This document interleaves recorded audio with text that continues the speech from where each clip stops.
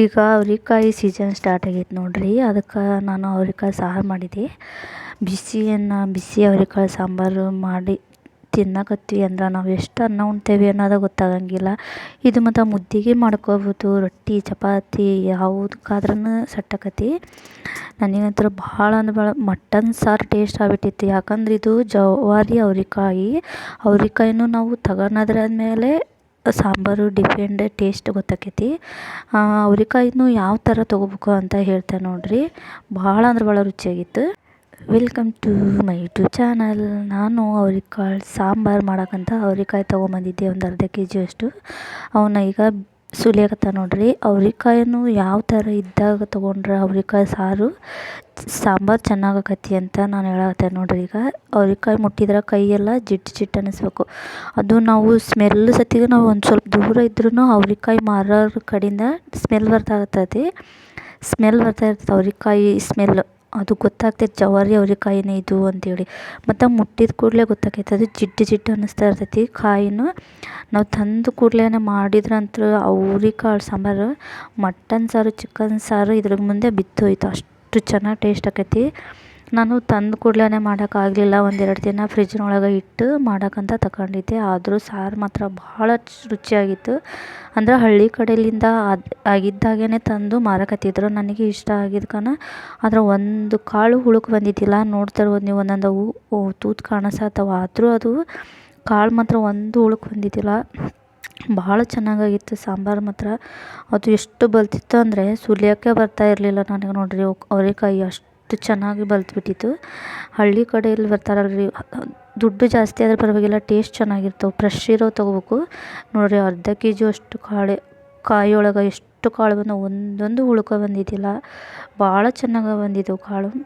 ನಾನು ಕಾಳು ಈಗ ಒಂದು ಪಾತ್ರೆಗೆ ಹಾಕ್ಕೊಂಡು ಕ್ಲೀನಾಗಿ ತೊಳ್ಕೊಂಡು ಅವನ್ನ, ಆದರೆ ಏನು ಗಲೀಜಿರಲ್ಲ, ಅದೇ ಜಸ್ಟ್ ಸುಲಿದಿರ್ತೇವೆ. ಏನಂಗಾರಾಗಲಿ ಅಂಥೇಳಿ ಒಂದೇ ಸಲ ತೊಳೆದು ಒಂದು ಪಾತ್ರೆಗೆ ನೀರು ಹಾಕಿ ಒಂದು ಸ್ವಲ್ಪ ಉಪ್ಪು ಹಾಕಿ ಸ್ವಲ್ಪ ಬೇಯಿಸ್ಕೊಳಕ್ಕಂತ ಇಟ್ಟಿರ್ತೇನೆ ನೋಡಿರಿ. ಈಗ ನೋಡಿರಿ ಸಾರಿಗೆಲ್ಲ ಮಸಾಲ ರೆಡಿ ಮಾಡ್ಕೊಳತ್ತೀನಿ. ಸ್ವಲ್ಪ ಕೊಬ್ಬರಿ ಹೆಚ್ಕೊಂಡಿದ್ದೇನೆ, ಒಂದು 2 ಈರುಳ್ಳಿ ಹೆಚ್ಕೊಂಡಿದ್ದೀನಿ, 2 ಟೊಮೊಟೊ ತೊಗೊಂಡಿದ್ದೀನಿ. ಯಾಕಪ್ಪ ಅಂದ್ರೆ ಒಂದು ಸ್ವಲ್ಪ ಹುಳಿ ಇರಲಿ ಅಂತೇಳಿ. ಮತ್ತು ಕೊತ್ತಂಬರಿ, ಶುಂಠಿ, ಬೆಳ್ಳುಳ್ಳಿ ಈಗ ಮಿಕ್ಸಿ ಜಾರಿಗೆ ಹಾಕ್ಕೊಳಕತ್ತೀನಿ. ಮತ್ತು ಗರಂ ಮಸಾಲ ಏನೇನು ತೊಗೊಂಡಿದ್ದೇನೆ ಅಂದ್ರೆ ಈಗ ತೋರ್ಸಕತ್ತೆ ನೋಡಿರಿ. ಸಿಂಪಲ್ಲಾಗಿ ಗರಂ ಮಸಾಲ ಅದೇ ಮಾಮೂಲಿ ಹೇಳ್ತಾನಲ್ಲ, ಲವಂಗ, ಚಕ್ಕೆ, ಕೊತ್ತಂಬರಿ ಕಾಳು, ಜೀರಿಗೆ ಮತ್ತು ಕರಿಮೆಣಸು ಇಷ್ಟೇ ಸಿಂಪಲ್ ಹಾಕಿದ್ರೂ ಟೇಸ್ಟಿಯಾಗಿ ಆಕತಿ.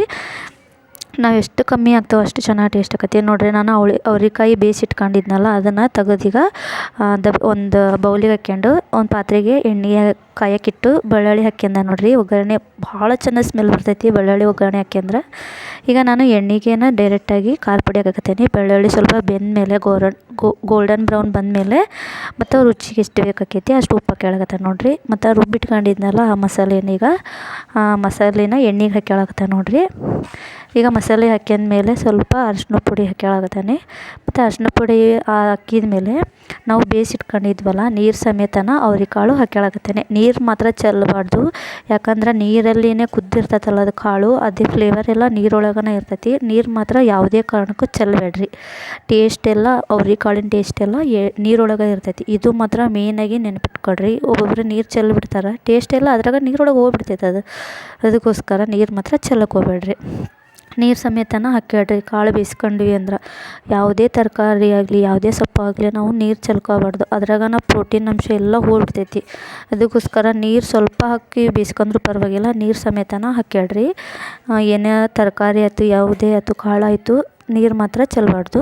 ಈಗ ನೋಡಿರಿ ನಾನು ಮಸಾಲೆಗೆ ನೀರು ಎಷ್ಟು ಬೇಕಾಕೈತೋ ಅಷ್ಟು ನೀರು ಹಾಕ್ಯಾಳಕತ್ತೀನಿ. ನಾನು ಸ್ವಲ್ಪ ಮೀಡಿಯಮ್ ಅಷ್ಟೇ ಸಾಂಬಾರು ಮಾಡ್ಕೊಳಕತ್ತೀನಿ. ಅದಕ್ಕೆ ಸ್ವಲ್ಪ ಗಟ್ಟಿನಲ್ಲ ಈ ಕಡೆ ತಳ್ಳನಲ್ಲ ಅಷ್ಟು ನೀರು ಹಾಕ್ಯಾಳಕತ್ತೀನಿ. ನಿಮಗೆ ಯಾವ ಥರ ಮೆಜರ್ಮೆಂಟಲ್ಲಿ ಬೇಕೋ ಆ ಥರ ನೀರು ಹಾಕ್ಕೋಬೋದು. ಈ ಸಾಂಬಾರು ಮುದ್ದೆ, ಚಪಾತಿ, ಬಿಸಿ ರೊಟ್ಟಿ, ಮುದ್ದೆ ಮಾತ್ರ ಈ ಸೀಸನ್ನಾಗಂತೂ ಈ ಸಾಂಬಾರು ಮಾಡ್ಕೊಂತಾರೆ ನೋಡಿರಿ. ಮಟನ್ ಸಾರು ಸ್ಮೆಲ್ ಬರಾಕತ್ತೈತಿ, ನಿಜ ಪ್ರಾಮಿಸಾಗಿ ಹೇಳ್ತೀನಿ. ಅಷ್ಟು ಚೆನ್ನಾಗಿತ್ತು. ಅದೇ ಹೇಳಿದ್ನಲ್ಲ ನಾನು, ಅವ್ರೆಕಾಳು ತೊಗೊಳೋದ ಮೇಲೆ ಡಿಪೆಂಡ್ ಆಗಿರ್ತೈತಿ ಸಾಂಬಾರು ಟೇಸ್ಟು. ಈಗ ನೋಡಿರಿ ಸಾರಂತೂ ಭಾಳ ಚೆನ್ನಾಗಿ ಫುಲ್ಲು ಚೆನ್ನಾಗಿ ಕುದೈತಿ. ಎಲ್ಲ ಕರೆಕ್ಟಾಗಿರೋದ್ರಿಂದ ನಾವು ಎಷ್ಟೇ ಹೈ ಫ್ಲೇಮ್ ಇಟ್ರೂ ಕುದೀತಾ ಇರ್ತೈತಿ. ಹಾಲು ಉಕ್ಕಿತ್ತು ನೋಡಿರಿ ಅದೇ ಬೆಳಗ್ಗೆನೆ. ನಾನು ಅದನ್ನು ತೆಗ್ದಿಲ್ಲ, ಯಾಕಂದ್ರೆ ವಾರದ ದಿನ ಹಾಲು ಉಕ್ಕಿದ್ರೆ ಚಲೋ ಅಂಥೇಳಿ ನಾನು ಒರ್ಸಕ್ಕೆ ಹೋಗಿಲ್ಲ ಅದನ್ನ. ಇವತ್ತು ಫುಲ್ ಡೇ ಹಂಗೆ ಇರ್ತೈತೆ ಅದು. ನಾನು ನೆಕ್ಸ್ಟ್ ಡೇ ಬೆಳಗ್ಗೆನೇ ಒರೆಸೋದು ನೋಡಿರಿ. ಸಾರು ಚೆನ್ನಾಗಿ ಕುದ್ದೈತಿ. ನಾವು ಚೆನ್ನಾಗಿ ಎಲ್ಲ ಕರೆಕ್ಟಾಗಿ ಮಸಾಲ ಉಪ್ಪು ಖಾರ ಹಾಕಿದ್ವಿ ಅಂದ್ರೆ ಸಾರು ನೀವು ಎಷ್ಟೇ ಹೈ ಫ್ಲೇಮ್ ಇಟ್ಟರೂ ಉಕ್ಕೋದಿಲ್ಲ. ಇದು ಮೇಯ್ನಾಗಿ ಟಿಪ್ಸ್ ಅಂತಲೇ ತಿಳ್ಕೊಬೋದು ನೋಡಿರಿ. ಸಾರು ಎಷ್ಟು ಚೆನ್ನಾಗಾಗಿತ್ತು. ಬಿಸಿ ಚಪಾತಿಗಂತೂ ಭಾಳ ಚೆನ್ನಾಗಾಕೈತಿ ಇದು. ನನಗೆ ಇಷ್ಟ ಆ ಥರ. ಮತ್ತು ಕಡಕ್ ರೊಟ್ಟಿ ಇತ್ತಂದ್ರೆ ಮತ್ತು ಬಿಸಿ ರೊಟ್ಟಿ ಇತ್ತಂದ್ರೆ ನಾನು ಕಾಳೇ ಜಾಸ್ತಿ ಹಾಕ್ಯಂಡು ತಿನ್ನೋಕ್ಕೋಸ್ಕರ ನಾನು ಅರ್ಧ ಕೆ ಜಿ ಕಾಳೂ ಎಲ್ಲ ಸಾಂಬಾರೇ ಮಾಡಿಬಿಟ್ಟೇನಿ. ಇಲ್ಲಾಂದ್ರೆ ಅರ್ಧ ಕಾಳು ತೆಗೆದು ಸ್ವಲ್ಪ ಕಾಳು ಹಾಕಿದ್ರು ಮಾಡ್ಬೋದು. ನೋಡಿರಿ ನನಗೆ ಐ ಫ್ಲೇಮೇ ಇಟ್ಟೇನಿ ಇದು ಫುಲ್ಲಾಗಿ. ಆದರೂ ಸಾರು ಉಕ್ತಾಯಿಲ್ಲ. ಅದೇ ಹೇಳಿದ್ನಲ್ಲ, ಎಲ್ಲ ಮಸಾಲ ಉಪ್ಪು ಖಾರ ಕರೆಕ್ಟಾಗಿತ್ತು ಅಂದ್ರೆ ಯಾವುದೇ ಸಾಂಬಾರು ಉಕ್ಕೋದಿಲ್ಲ. ಈಗ ನಾನು ಸಾರು ಕುದೀತು ಅಂತೇಳಿ ಆಫ್ ಮಾಡ್ತಾಯಿದ್ದೀನಿ ನೋಡಿರಿ. ಸಾರೆಲ್ಲ ರೆಡಿ ಆಯಿತು. ಈಗ ನಾನು ಬಿಸಿ ಮಾಡಿದ್ದೆ. ಬಿಸಿ ಸಾರು ನನಗೆ ಸಾರಿನ ಸ್ಮೆಲ್ಗೆ ಊಟ ಮಾಡೋದ್ವರೆಗೂ ಸಮಾಧಾನನೇ ಇದ್ದಿಲ್ಲ. ಅಷ್ಟು ಚೆನ್ನಾಗಿ ಸ್ಮೆಲ್ ಬರಾಕತ್ತಿತ್ತು. ನಮ್ಮ ಮನೆಯವರು ಬಂದರು. ಹಂಗೆ ನಾನು ಸಾಂಬಾರೆಲ್ಲ ಅನ್ನ ಸಾರು ರೆಡಿ ಮಾಡಿಬಿಟ್ಟಿದ್ದೆ. ಮಧ್ಯಾಹ್ನಕ್ಕೆ ಇಬ್ಬರೂ ಊಟ ಮಾಡಕತ್ತಿದ್ವಿ. ಸಾರು ಮಾತ್ರ ಭಾಳ ರುಚಿಯಾಗಿತ್ತು. ಅದೇ ಹೇಳ್ತೇನೆ ಅನ್ಕೋಬೇಡ್ರಿ. ನಾನು ನೋಡ್ರಿ ಬರೀ ಕಾಳು ಹಾಕ್ಯಾಳಕತ್ತೀನಿ ಜಾಸ್ತಿ. ನನಗೆ ಅವ್ರೆಕಾಳು ಈ ಕಾಳಿನ ಪಲ್ಯ ಸಾರು ಅಂದ್ರೆ ಬಹಳ ಇಷ್ಟ. ಅನ್ನ ಭಾಳ ಸುಡಾಕತ್ತಿತ್ತು. ಅದ್ರ ಬೇರೆ ಸಾಂಬಾರು ಸುಡಾಕತ್ತಿದ್ದಕ್ಕೆ ಭಾಳ ಬಿಸಿ ಇತ್ತು. ಟೇಸ್ಟ್ ಮಾತ್ರ ಮಾರ್ವೆಲಸ್ ಆಗಿತ್ತು.